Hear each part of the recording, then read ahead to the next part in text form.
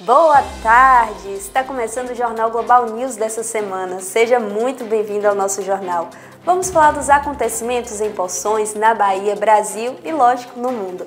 Veja os destaques de hoje. Tiroteio no centro de Boa Nova. Choque de carretas mata motorista de Poções. Incêndio no Copan, o maior edifício da América Latina. Tudo isso e muito mais você confere agora no Global News.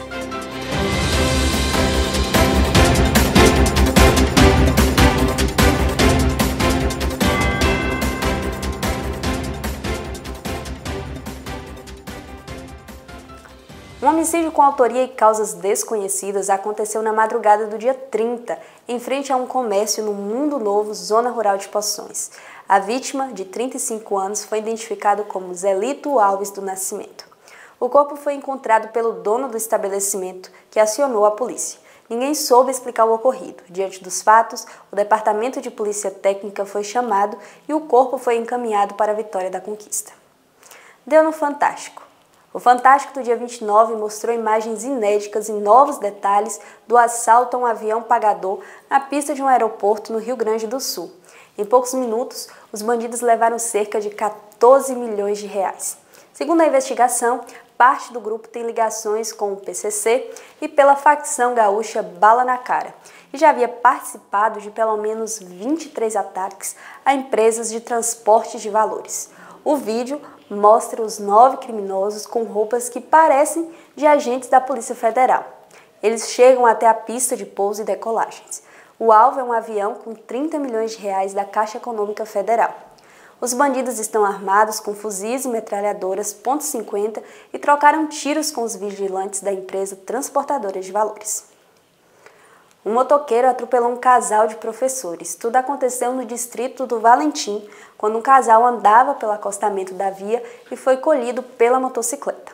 Acredita-se que o condutor, por motivos ainda a esclarecer, perdeu o controle do veículo. As 3 vítimas foram socorridas para a Unidade Básica de Saúde e em seguida transferida em 3 ambulâncias para o Hospital Prado Valadares, em Jequié.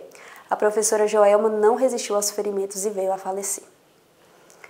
O cantor Gustavo Lima foi indiciado por lavagem de dinheiro e organização criminosa, segundo o Fantástico, que teve acesso à investigação completa.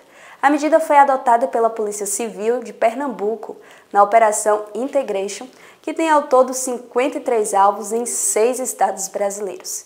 Entre eles estão bicheiros, empresários e a influenciadora digital Deolane Bezerra, além do cantor. O indiciamento aconteceu em 15 de setembro. Agora, cabe ao Ministério Público decidir se denuncia ou não Gustavo Lima à Justiça. O cantor ainda é suspeito de uma negociação irregular de 2 aeronaves pelos empresários ligados aos jogos ilegais. Novos detalhes da investigação revelam que um deles, o avião da Balada Eventos, foi vendido 2 vezes em um ano para investigados na operação. A primeira venda aconteceu em 2023. Por 6 milhões de euros. O avião foi vendido para Esportes Entretenimento e pertence a Darwin Henrique da Silva Filho, que, segundo a polícia, é de uma família de bicheiros do Recife. A defesa do cantor nega irregularidades. Colisão entre 2 veículos tira a vida do professor Alessandro Ferreira da Silva, de 49 anos, musicista e muito querido e voluntário em projetos sociais na região de Maraú. Ele foi vítima de uma colisão frontal entre uma caminhonete e um Fiat Uno na estrada da BR-030, no trecho entre Praia de Algodões e Saquaíra, destino turístico dos municípios da Península do Maraú. O músico é professor e não resistiu, vindo a falecer, deixando esposa e 2 filhos. Já o motorista causador do acidente fugiu do local e a polícia segue em diligência para localizá-lo. O 90 Segundos de hoje mostra José Coelho, um menino da roça que virou pedreiro em São Paulo. Eu sou José Ferreira Coelho, nasci em município de Poções, São José, mas fui logo direto para o Bonfim, logo que com 1 ano de idade, ou talvez menos, e me criei no Bonfim do Amianto, trabalhando com olaria, com lavoura, com roça, trabalhei com carro de boi, trabalhei como tropeiro, carreador. Carro de boi é carreador, né? E olaria é oleiro. E por muitos anos eu fiz esse tipo de serviço. Eu vendia as coisas no amianto, na Sama. Então, eu vendia limão, vendia leite, vendia verduras que a gente plantava, muita coisa, abóbora, melancia, maxixe. E eu vendia essas coisas, né? Tirei minério nas pedreiras da Sama, com martelinho, esse martelinho aqui, que ainda tem um ainda. Trabalhei com esse martelinho, só que uma vez eu estava trabalhando, era um dia de domingo, tirando minério na pedreira, e a pedreira estalou, eu fui correr, a pedreira desabou, desceu um tufo de pedra e pegou meu martelinho, pegou uma lata que já estava cheia de minério, que era a fibra do amianto, e esse martelinho e essa lata, na segunda-feira a escavadeira trabalhando, levou para o britador. E esse martelinho e uma marretinha que eu usava foram parar tudo no britador, na correia do britador. E a lata amassou toda. Nesse dia eu ainda cortei o pé, na carreira eu pisei numa lâmina de pedra, cortei o meu pé, fiquei uns dias mancando e fazendo curativo para me recuperar, né? Mas depois, aos 18 anos, mais ou menos, eu fui para trabalhar na barragem de pedra, na pedreira, quebrando pedra. Trabalhei uns tempos, retornei de novo para o Bonfim do Amianto, que eu trabalhava na barragem de pedra em Jequié. E aos 20 e poucos anos, quase 25 anos, fui para São Paulo trabalhar de pedreiro. E agora, em junho, que agora fez um ano, retornei ao Bonfim do Amianto, estou morando lá, agora é definitivo. Se Deus quiser, eu pretendo ficar até os meus dias de vida no Bonfim do Amianto. Vamos para um comercial rapidinho e já voltamos.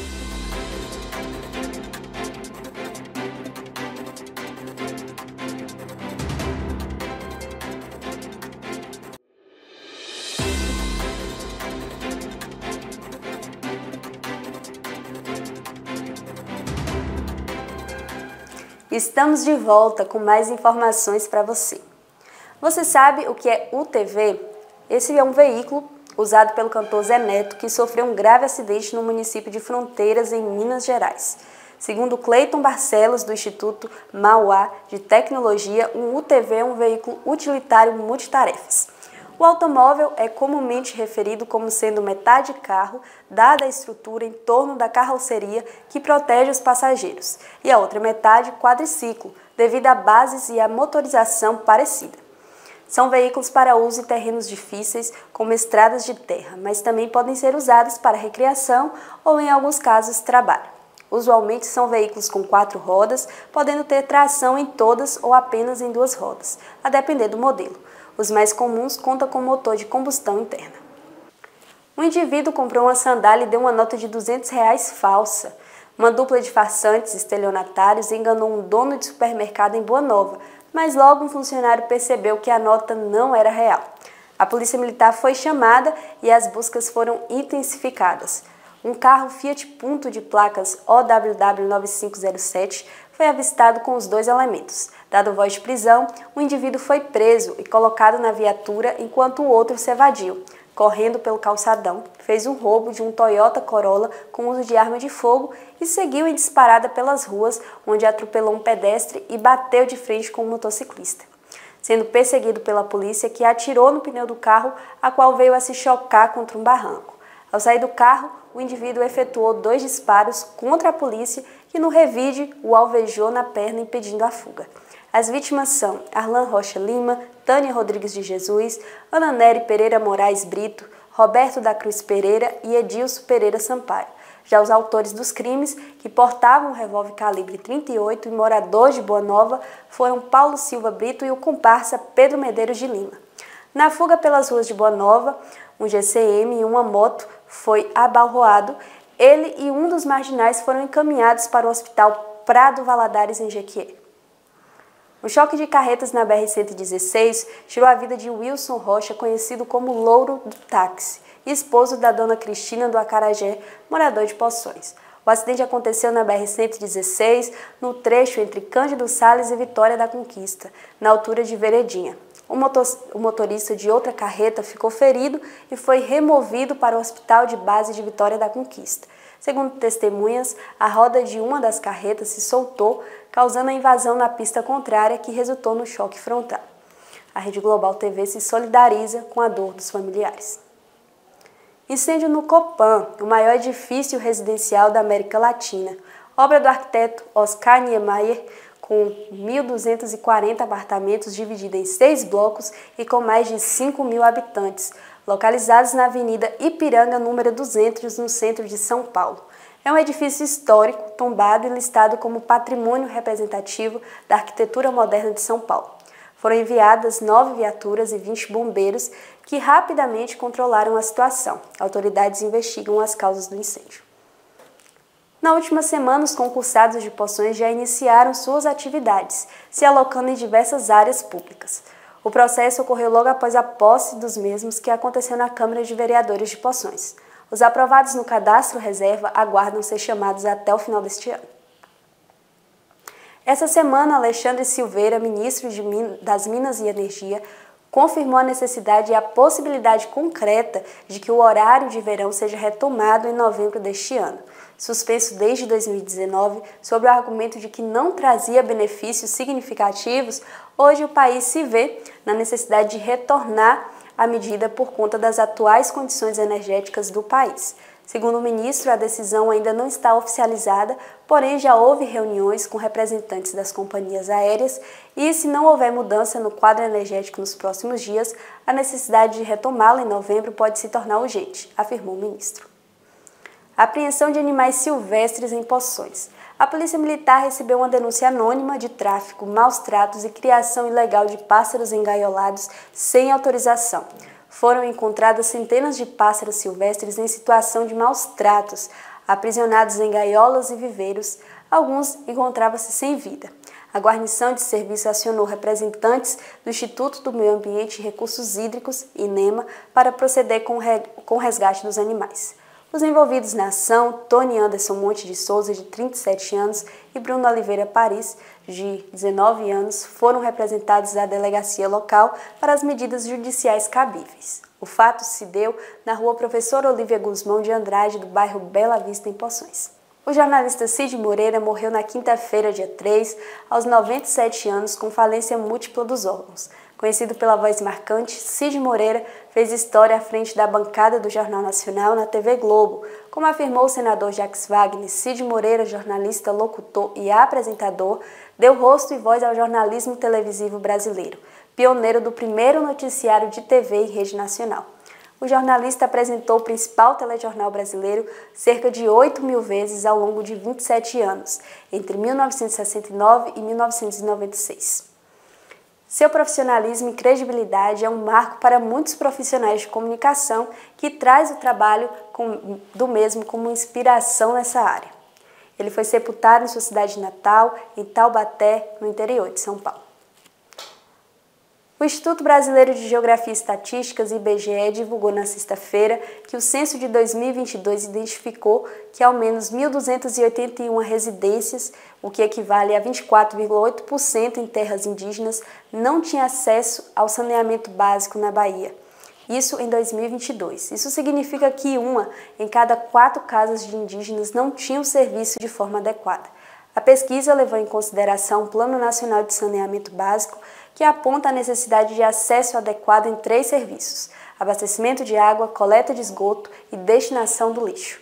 Atualmente, a Bahia é o estado com a 2ª maior população indígena do Brasil, mas fica sendo a 17ª maior proporção de domicílios indígenas sem acesso adequado aos serviços de saneamento básico em terras indígenas. A Acelen, empresa que administra a refinaria de Mataripe, anunciou na quinta-feira, dia 3, uma redução de 2,5% nos preços da gasolina para distribuidoras da Bahia. Segundo a empresa, o preço do diesel permanecerá o mesmo. O litro de gasolina pode ser encontrado a partir de R$ 5,94 em Salvador, enquanto antes a média era de R$ 6,31. Os preços são definidos com base em variáveis de mercado, como o custo do petróleo, que é comprado a preços internacionais, além do dólar e do frete, podendo oscilar para cima ou para baixo. Sobre o repasse do combustível aos postos, o Sindicombustíveis afirmou que o mercado é livre e que não interfere nas decisões dos preços. O número total de estudantes de cursos de ensino superior no Brasil, contando tanto a modalidade presencial quanto EAD, cresceu 5,6% em 2023, na comparação com 2022. Segundo o Ministério da Educação, com base do Censo de Educação Superior, são 9,9 milhões de alunos matriculados, o maior registrado em 9 anos. Destes, 4,9 milhões são matriculados nos cursos à distância, o que representa 49% do total. Para o Instituto Nacional de Estudos e Pesquisas Educacionais Anísio Teixeira, as projeções apontam que neste ano os estudantes nos chamados cursos de educação à distância, EADs, devem superar os matriculados em cursos presenciais. O número de cursos de educação à distância no país cresceu 232% no período compreendido entre 2018 e 2023. O Jornal Global News dessa semana fica por aqui. Tenha uma boa semana para você e sua família e nos vemos na próxima segunda-feira nesse mesmo horário. Tchau!